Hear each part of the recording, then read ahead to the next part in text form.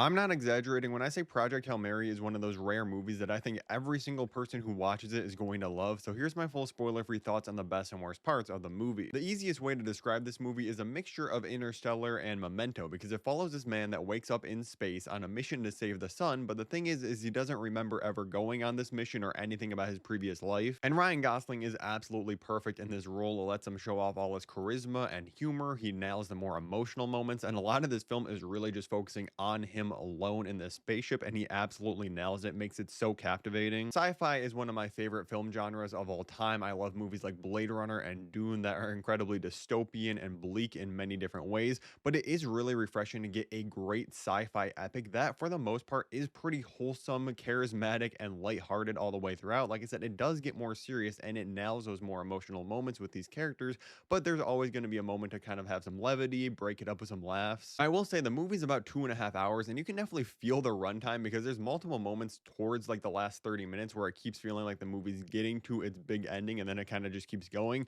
But it's not really a negative because everything that you keep getting is still incredible. It just kind of feels like it's fake ending a multiple times. I am a huge sucker for a great musical score, and this one is composed by Daniel Pemberton, who previously worked with Phil Lord and Chris Miller, who directed this movie, on the Spider-Verse films, on the scores of those films, and he absolutely cooked in this movie. There are so many moments that this score is just blasting over, and it makes the impact hit 10 times harder. I cannot wait for this thing to release on Spotify and Apple Music. Now, like I said, a lot of this movie is Ryan Gosling just doing a one-man show, but there is one other performance I really need to highlight, and that's Sandra Hüller. You see her in the flashbacks of Ryan Gosling's character, Ryland Grace, when he was back on Earth before the movie even starts, and she is incredible in this movie. Her character adds so much. She's kind of the person that recruits Ryan Gosling to work on this project of the sun that is dying. She's a very straight-faced, stubborn, kind of monotone character, but she does an amazing job playing her, and it really adds a lot throughout the story as you keep seeing these flashbacks of this guy's life on Earth and everything he was working on. It really is interesting the way they reveal this information. I'm going to talk about one character who's revealed in all the trailers and posters for this movie, but I think it's a better experience going into a blind not knowing about this one other character. So if you don't want to hear about that, you can turn off the video now. That character is Rocky, who is this alien life form that Ryan Gosling's character Ryland Grace runs into in space and ends up forming this kind of bromance with as they're kind of trying to solve the mystery of what's happening to the sun.